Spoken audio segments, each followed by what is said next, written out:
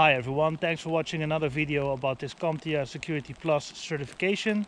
Today we're going to look at some exam questions. We will go over them together and hopefully we can learn from it. This way you have a good idea what you can expect on the exam.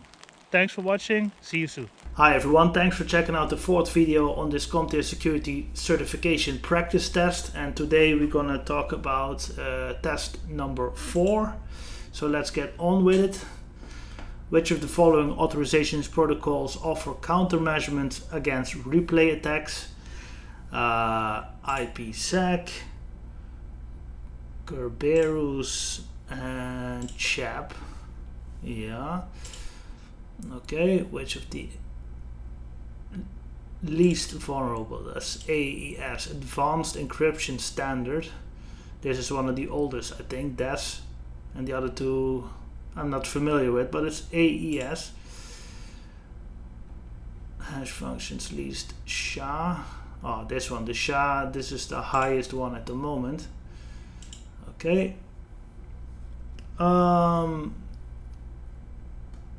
Script Kiddie.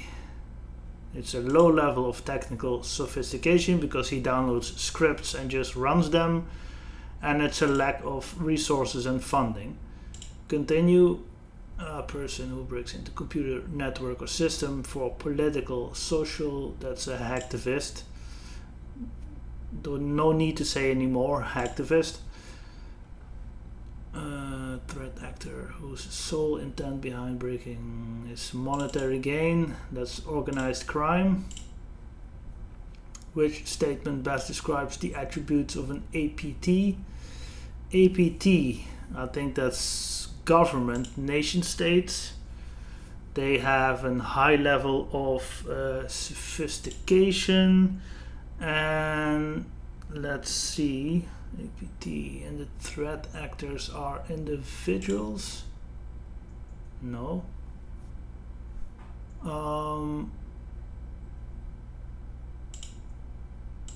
This one needs to go. Extensive amount of resources.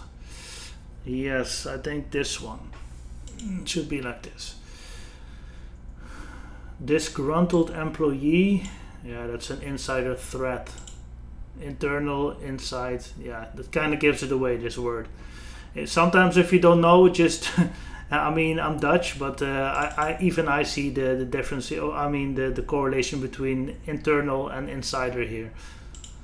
Next, let's see. Which of the following term best illegal activities to get to know how to gain market advantage?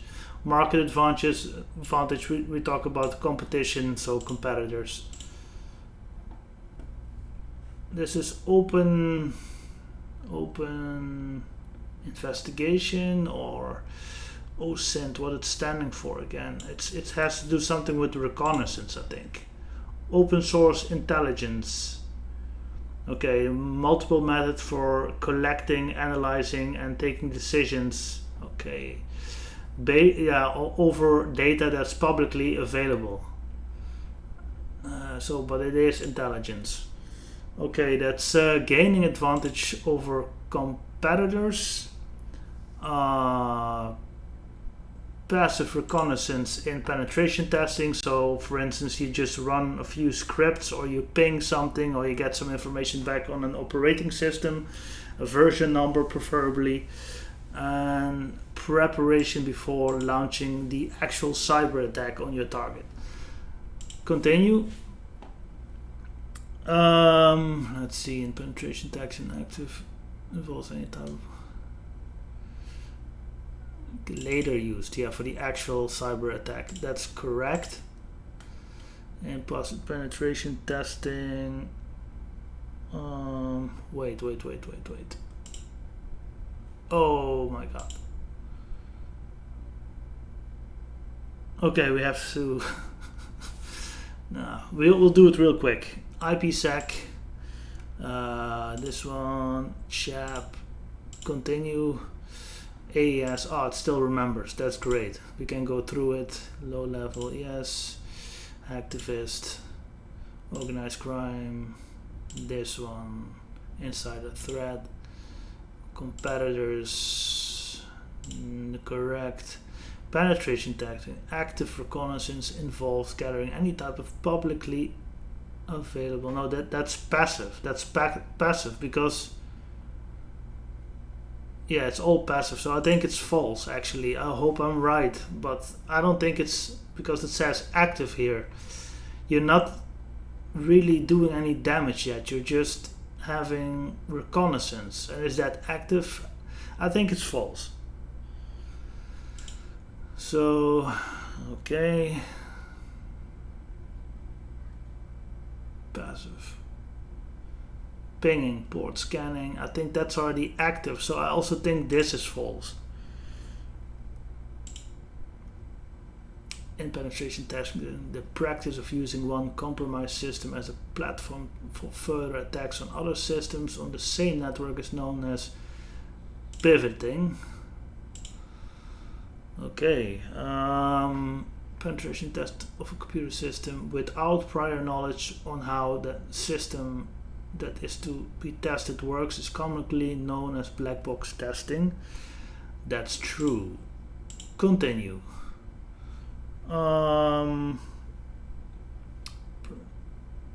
With full prior knowledge on how that's white box testing. Yes, and type in limited access, so they do have some on the internal. That must be gray box testing. Okay, penetration testing.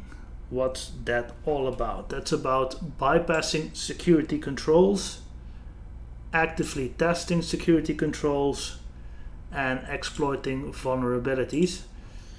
Okay, vulnerability scanning is about identify the lack of security controls, identifies common misconfigurations, and passively testing security controls. So this is all about security controls and misconfiguration.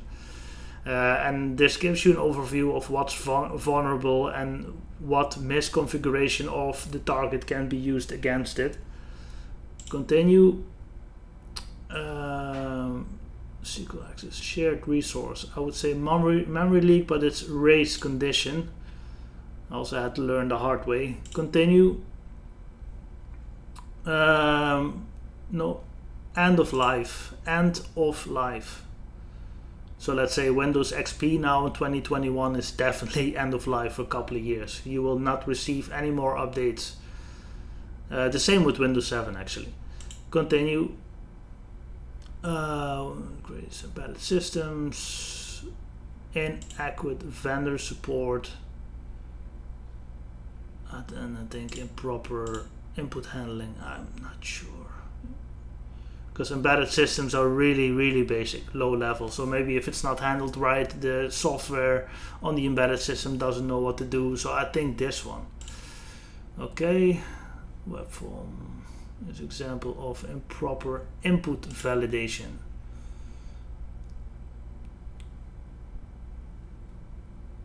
Accepts data, yeah, it needs to validate it.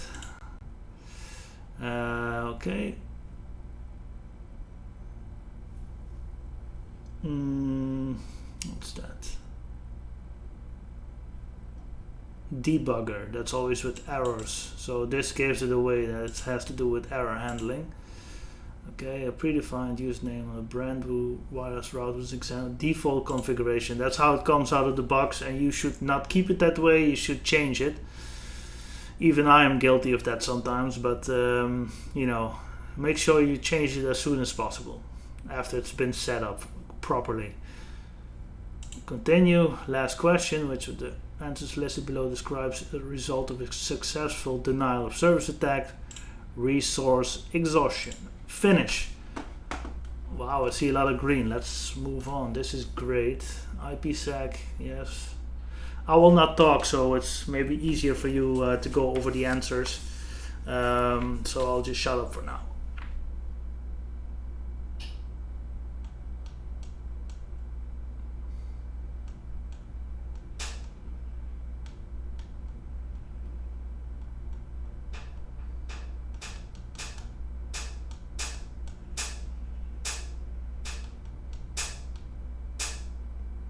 My heater is now making noise, so shut up.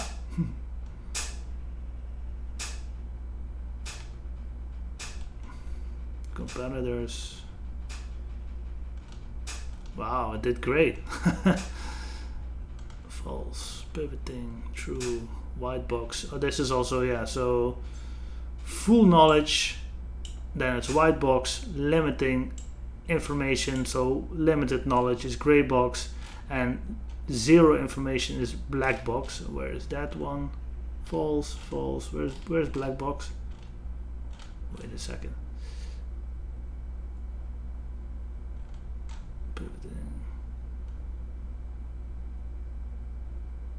Without prior knowledge. Black box, yes, here it is. Black box, white box, gray box. Bypass security controls. Actively testing it, so that's already indeed penetrating it and using exploit the vulnerabilities. And vulnerability scanning is still more like, do you have security controls? Is there a lack of those? Is there maybe a misconfiguration going on? And passively test security controls, so it's more like, yeah, the scanning part. And penetration says you really try to get through it, so bypassing security and actively testing it, and exploits. So penetration testing is one step later. The first step will be vulnerability scanning. Race condition, correct. End of life. Okay, here I missed a few. I have a few in the red, otherwise this video would be unbearable to watch. Let's see, 2 answers. I missed one. Default configurations. That's something I didn't expect.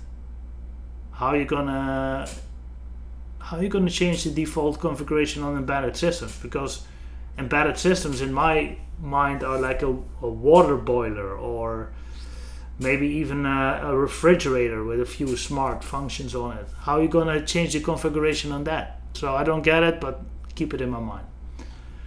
Improper input validation, yes. Improper error handling, debugger. Default configuration, yes. Resource exhaustion, wow. 25 questions, correctly answered 24. Now that's my best video so far. Thanks for watching, and we hope to see you in the next one.